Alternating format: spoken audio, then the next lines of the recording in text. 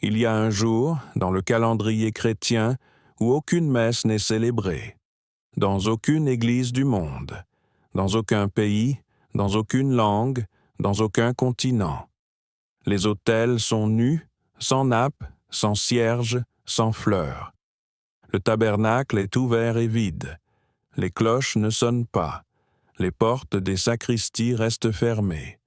Ce silence n'est pas une négligence, ce n'est pas un oubli. C'est une décision délibérée que l'Église prend depuis 2000 ans, chaque année, le même jour. Ce jour est le samedi saint. Et la raison de ce silence est à la fois simple et bouleversante. On ne célèbre pas la messe ce jour-là parce que la messe est le mémorial du sacrifice du Christ. Or, le samedi saint, ce sacrifice n'a pas encore été accompli dans la plénitude de son mystère. Le vendredi, Jésus est mort. Le dimanche, il ressuscitera. Mais le samedi, il est dans le tombeau.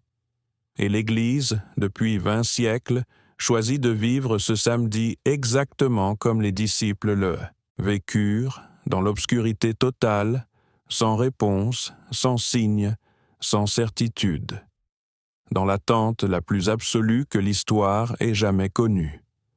Ce détail liturgique, ignoré par la grande majorité des chrétiens, révèle quelque chose sur le samedi saint que rien d'autre ne peut exprimer aussi clairement.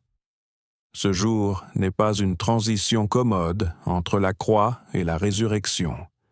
C'est un jour à part entière, avec son propre poids, sa propre obscurité, sa propre signification. C'est le jour le plus silencieux de toute l'histoire de l'humanité.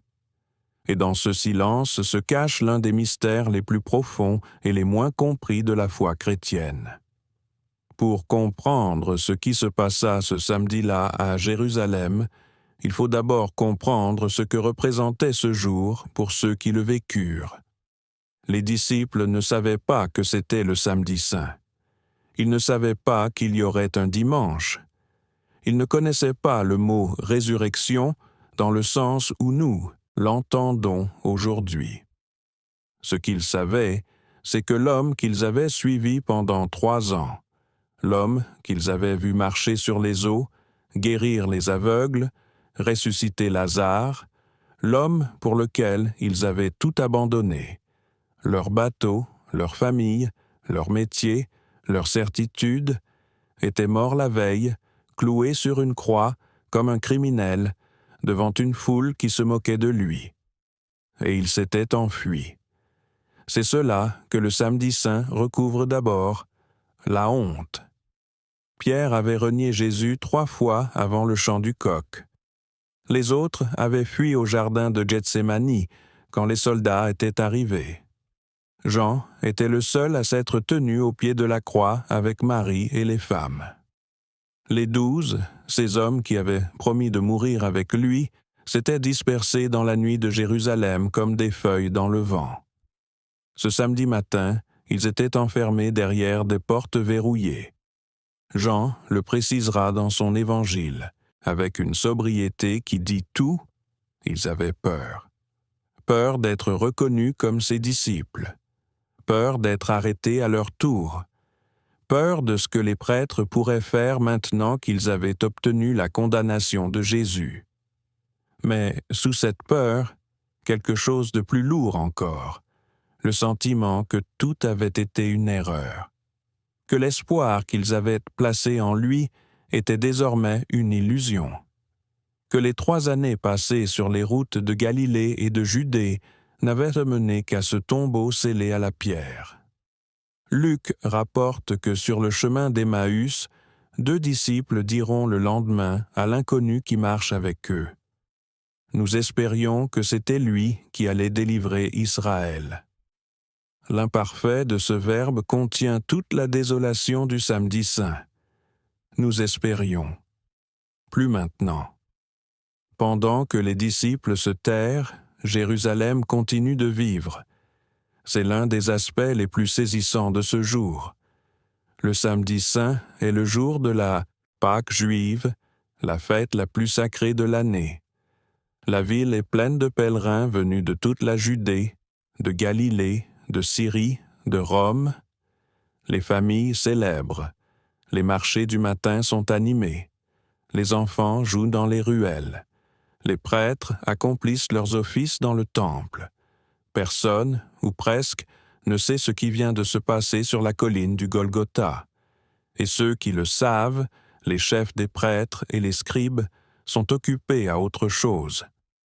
Matthieu rapporte un détail que les autres évangélistes n'ont pas mentionné et qui révèle à quel point les adversaires de Jésus le craignaient encore, même mort. Ce samedi matin, une délégation de prêtres et de pharisiens se présente devant Pilate. « Seigneur, nous nous souvenons que cet imposteur a dit, de son vivant, « Après 3 jours, je ressusciterai. » Ordonne donc que le sépulcre soit gardé jusqu'au 3e jour, de peur que ses disciples ne viennent voler le corps et disent au peuple, « Il est ressuscité des morts. » Pilate leur accorde une garde. Ils vont sceller le tombeau et poster des soldats devant la pierre. Réfléchissons un instant à cette scène. Les disciples sont cachés, terrifiés, incapables d'envisager quoi que ce soit. Les chefs des prêtres, eux, prennent des précautions militaires contre un mort. Ils ont plus peur de Jésus dans son tombeau que les disciples n'ont d'espoir en lui. Et cette peur, paradoxalement, va devenir la preuve la plus solide de la résurrection. Car si le tombeau était gardé et scellé, et qu'il se retrouva vide 3 jours plus tard, la seule explication que ces gardiens eux-mêmes ne purent contester était que quelque chose s'était produit à l'intérieur. Mais où était Marie ce samedi-là? Les évangiles ne le disent pas explicitement. Ils disent qu'après la mise au tombeau, Marie-Madeleine et Marie-Mère de José s'assirent en face du sépulcre, observant comment et où le corps avait été déposé. Puis, ils rentrèrent préparer des aromates, et le samedi, elles se reposèrent selon le commandement. Mais Marie, la mère de Jésus, Jean, qui l'avait prise chez lui sur ordre du Christ mourant, était là. Elle était donc avec Jean, et Jean était à Jérusalem, probablement dans la même maison haute où ils s'étaient réunis le jeudi soir. La tradition de l'Église a toujours contemplé ce silence de Marie comme l'un des moments les plus profonds de toute son histoire. Elle n'avait pas fui. Elle était restée au pied de la croix. Elle avait vu son fils mourir. Elle avait reçu son corps dans ses bras, ce même corps qu'elle avait tenu à Bethléem 33 ans auparavant. Et maintenant le tombeau était fermé, la pierre était roulée, et elle attendait. Qu'attendait-elle exactement? La tradition catholique répond à cette question avec une certitude que les évangiles n'explicitent pas, mais que la foi a toujours maintenue. Marie savait. Pas de la même façon que nous savons aujourd'hui, avec 2000 ans de théologie derrière nous, mais d'une façon intime, maternelle, spirituelle. Elle avait gardé dans son cœur, depuis l'Annonciation, depuis la présentation au temple, depuis Cana, depuis tous les moments où Jésus lui avait dit des choses que personne d'autre n'entendait, quelque chose qui lui permettait d'attendre ce samedi, non pas dans le désespoir de Judas, mais dans l'obscurité active de la foi. Saint Jean-Paul II a écrit que Marie vécut ce samedi saint comme le jour de la foi par excellence. Non pas parce que tout était clair, mais précisément parce que rien ne l'était. Croire quand on voit est facile. Croire quand on est assis devant un tombeau scellé, gardé par des soldats, dans une ville qui fête la Pâque comme si de rien n'était, c'est autre chose. Il y a, dans le credo des apôtres, une phrase que des millions de chrétiens récitent chaque dimanche, sans en comprendre la profondeur. Il descendit aux enfers. Cette phrase, insérée entre « il fut mis au tombeau » et « le 3e jour il ressuscita », décrit ce que la théologie appelle la descente aux enfers, ou en latin descensus ad inferos. Ce n'est pas une métaphore, ce n'est pas une image poétique, c'est une affirmation dogmatique de la foi chrétienne, présente dans le catéchisme de l'Église catholique, médiaté par les pères de l'Église depuis les premiers siècles, et fondée sur plusieurs textes du Nouveau Testament que la majorité des fidèles n'ont jamais entendu expliquer. Qu'est-ce que cela signifie concrètement? Dans la cosmologie juive du premier siècle, le Sheol, traduit en grec par Hadès et en latin par Infernus, n'était pas l'enfer au sens où nous l'entendons aujourd'hui, c'est-à-dire le lieu de la damnation éternelle. C'était le séjour des morts. Tous les morts, justes et injustes, habitaient le Sheol dans l'attente de la rédemption. Les patriarches y étaient, Abraham, Isaac, Jacob. Les prophètes y étaient, Isaïe, Élie, Moïse. Toutes les âmes qui étaient mortes dans l'espérance de la promesse divine, mais sans avoir vu sa réalisation, attendaient là depuis des siècles, depuis des millénaires. La descente aux enfers, c'est Jésus allant les rejoindre. Non pas pour souffrir davantage, non pas pour être vaincu une seconde fois, mais pour porter à ces âmes la nouvelle que la promesse était accomplie. La première lettre de Pierre dit explicitement « Il est allé proclamer sa victoire aux esprits en prison ». L'Épître aux Éphésiens cite le psaume 68 « Il est monté en haut, menant une foule de captifs ». Et la lettre aux Hébreux affirme que Jésus a voulu délivrer ceux qui, par crainte de la mort, étaient toute leur vie retenus en esclavage. Le catéchisme de l'Église catholique, au numéro 633, enseigne que Jésus n'est pas descendu aux enfers pour délivrer les damnés, ni pour détruire l'enfer, mais pour libérer les justes qui l'avaient précédé, que son âme, unie à sa personne divine, s'est rendue au séjour des morts immédiatement après sa mort sur la croix, et que ce passage constitue le moment le plus radical de la kénose, de l'abaissement du Fils de Dieu. Il est allé jusqu'à l'endroit le plus éloigné de Dieu que l'existence humaine puisse atteindre, pour que personne, jamais, ne soit dans un lieu où il ne soit pas déjà passé. Saint Thomas d'Aquin a commenté ce mystère avec une précision qui a nourri la théologie pendant des siècles. Il a distingué plusieurs dimensions de la descente.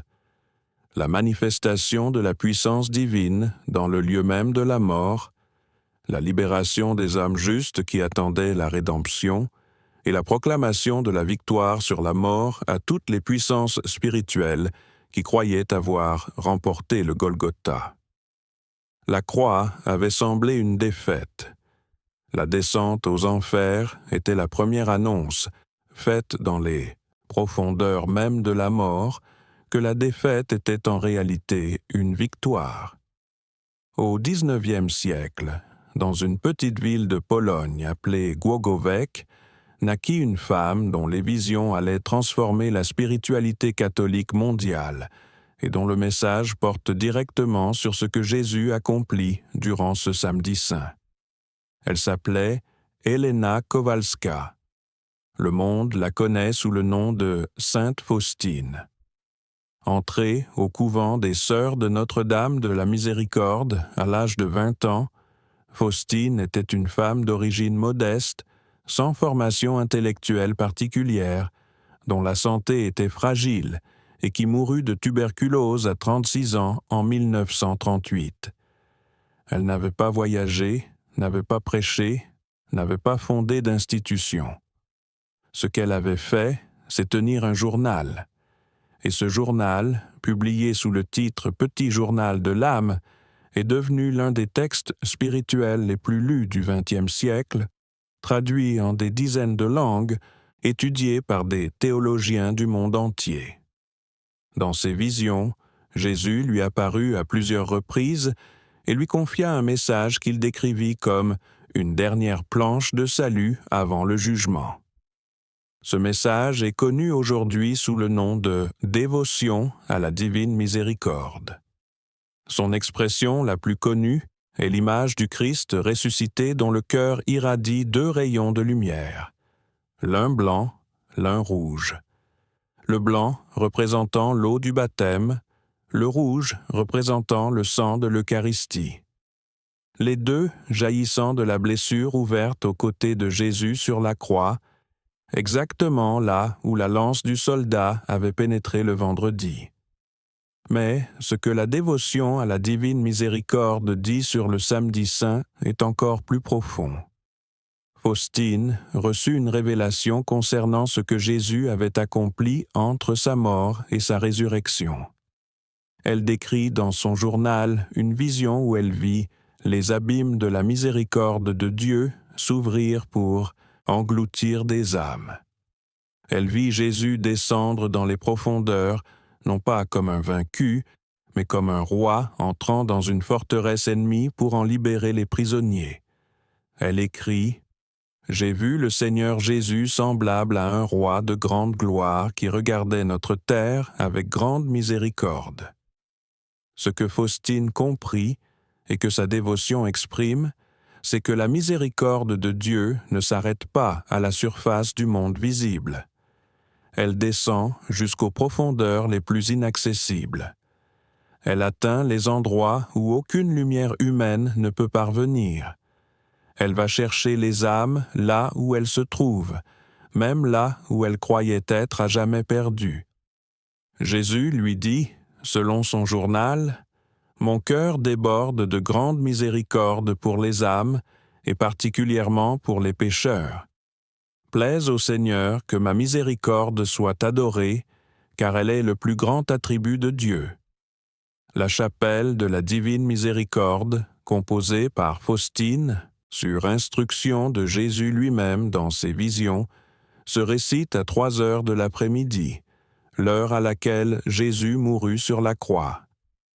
Elle est aujourd'hui récitée par des millions de personnes dans le monde entier, à cette même heure, en mémoire de ce moment où les cieux s'obscurcirent et la terre trembla.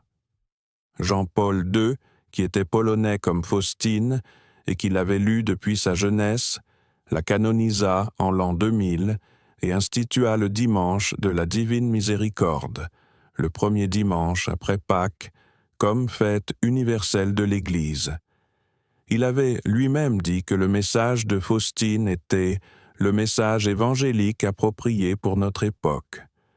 Et il choisit de mourir le samedi soir précédant ce dimanche de la Divine Miséricorde, en avril 2005, comme si même dans sa mort il voulait pointer vers ce mystère.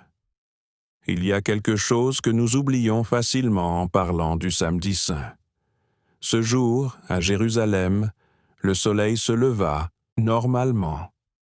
Les marchands ouvrirent leurs boutiques, les enfants jouèrent dans les cours, les prêtres du temple accomplirent leurs rites, les pèlerins de la Pâque préparèrent leurs repas. La vie ordinaire continua son cours, indifférente, dans la ville où Dieu était mort la veille et où il allait ressusciter le lendemain. Le monde ne savait pas. Et c'est précisément cette ignorance du monde qui donne au samedi saint sa dimension la plus vertigineuse. L'événement le plus important de toute l'histoire de l'humanité était suspendu dans l'obscurité d'un tombeau à l'extérieur des murs de Jérusalem, et personne, à l'exception d'une poignée de femmes éplorées et d'un disciple terrorisé, ne s'en souciait. Les Romains gouvernaient, le temple fumait, les marchés vendaient, et dans la pierre froide du sépulcre, quelque chose se passait que personne ne voyait et que personne ne pouvait expliquer. C'est toujours ainsi que Dieu travaille. Le feu qui brûle dans le buisson qu'aperçut Moïse était invisible pour tous ceux qui ne s'approchaient pas. La voix qui parla à Élie n'était pas dans le vent, ni dans le tremblement de terre, ni dans le feu, mais dans le murmure léger qui vint après. La naissance à Bethléem se passa dans une étable, la nuit, pendant que Rome dormait. Et la résurrection, le moment le plus décisif de l'histoire universelle, se produisit dans le silence complet d'un tombeau gardé par des soldats qui ne virent rien. Dieu n'a pas besoin d'audience pour agir. Il n'a pas besoin que le monde soit attentif pour accomplir ce qu'il a décidé. Et le samedi saint est le jour où cette vérité est la plus nue, la plus absolue, la plus impossible à contourner. Les pères de l'Église ont consacré certaines de leurs pages les plus belles à ce jour.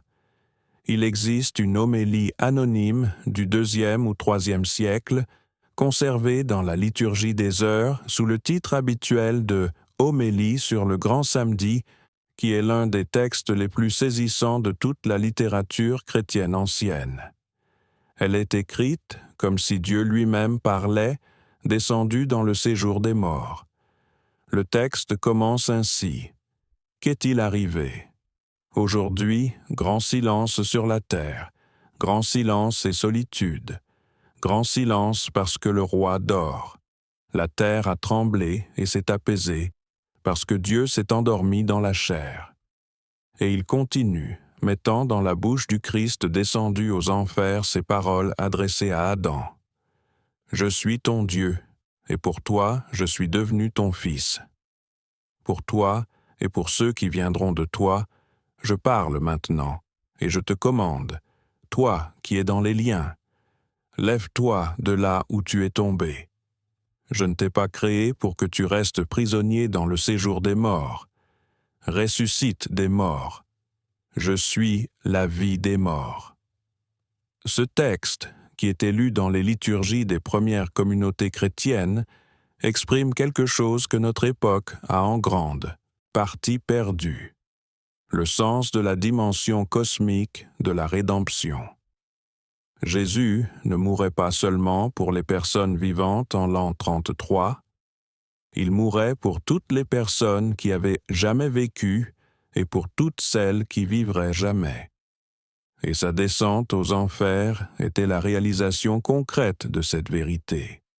Il alla chercher ceux qui attendaient depuis le début du monde. Saint Augustin commenta ce mystère en disant que la mort du Christ fut une nasse tendue à l'ennemi. Le démon pensait avoir capturé Jésus dans la mort. En réalité, c'était Jésus qui utilisait la mort comme un filet pour capturer le démon et le dépouiller de ses prisonniers. Ce que le samedi saint vit se passer dans l'obscurité du Shéol fut le retournement total de ce que le vendredi avait semblé être. Non pas une défaite, mais l'exécution d'un plan que personne n'avait vu venir. Tout le monde a vécu un samedi saint. Pas nécessairement un samedi, pas nécessairement en rapport avec la foi. Mais cette expérience précise, celle d'être suspendu entre quelque chose qui vient de mourir et quelque chose qui n'est pas encore né. Entre la fin d'une histoire et le début d'une autre que l'on ne voit pas encore. Dans cet intervalle obscur où l'on ne sait pas encore si le tombeau restera fermé ou si la pierre sera roulée. Il y a des samedis saints dans la vie de chaque personne. La nuit, après un diagnostic médical que l'on n'attendait pas. Le lendemain d'une rupture qui semblait définitive. Les semaines après la mort d'un être aimé, quand le monde continue de tourner et que l'on ne comprend pas comment. L'attente d'une réponse qui ne vient pas. Le silence de Dieu devant une prière que l'on répète depuis des années sans signe. Dans ces moments-là, tout le monde ressemble aux disciples enfermés derrière leurs portes verrouillées. La peur est réelle, le désespoir est compréhensible, et la tentation de conclure que tout est fini, que l'espoir était une illusion, que l'histoire est terminée.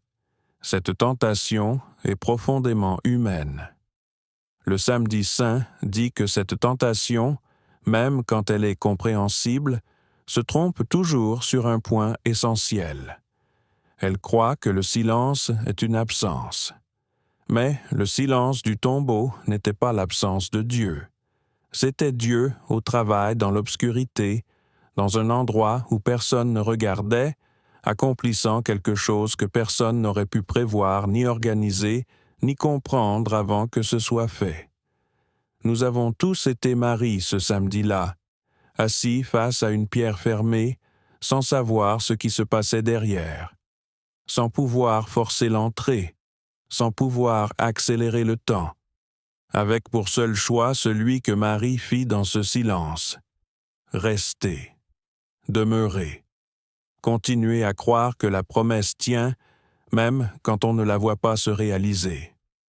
Nous avons tous été Pierre aussi, enfermés dans la honte de ce que nous avons fait ou de ce que nous n'avons pas fait, convaincus que cette fois, c'est trop grave pour être réparé, que la trahison est définitive, que le regard que Jésus lui a lancé par-dessus la cour de Caïphe a fermé quelque chose pour toujours. Pierre ne savait pas encore que ce même regard allait le retrouver au bord du lac de Galilée, autour d'un feu de charbon, avec du pain et du poisson, et 3 questions simples qui répareraient les 3 reniements un par un. Le samedi saint est le jour de ceux qui attendent sans savoir, de ceux qui espèrent sans preuve, de ceux qui font confiance dans l'obscurité à quelqu'un qu'ils ne voient pas. Faustine Kowalska comprit ce mystère plus profondément que la plupart. Elle passa des années dans la maladie, dans l'obscurité spirituelle, dans ce que les mystiques appellent la nuit de l'âme, cette période où Dieu semble absent, où la prière semble ne monter nulle part, où le silence du ciel est total. Et c'est précisément dans ces années qu'elle reçut les visions les plus lumineuses. Comme si Dieu attendait que tout soit silencieux pour parler le plus clairement. Elle écrit dans son journal « J'ai compris que le plus grand attribut de Dieu est sa miséricorde, et c'est ce qui nous donne le plus grand accès à Dieu. Je désire que l'humanité entière connaisse la miséricorde insondable de Dieu. La miséricorde insondable, celle qui descend jusqu'aux enfers, celle qui va chercher les âmes dans les endroits les plus fermés, les plus froids, les plus apparemment inaccessibles à la lumière. Celle qui n'attend pas que nous sortions du tombeau par nos propres forces, mais qui entre dans le tombeau avec nous. Ce soir, à Jérusalem, le soleil se couche sur la ville comme il le fit ce samedi-là il y a 2000 ans. La pierre est roulée, le sceau romain est apposé. Les soldats montent la garde. Marie est en prière.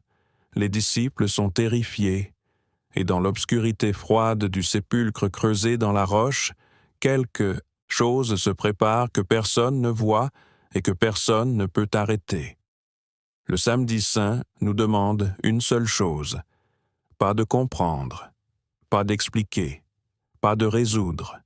Il nous demande d'attendre comme Marie, debout, dans la foi, d'attendre comme les âmes du Shéol attendirent depuis le commencement du monde, l'accomplissement d'une promesse qu'elles n'avaient pas vue se réaliser de leur vivant, d'attendre avec la certitude que le silence de Dieu n'est jamais son dernier mot.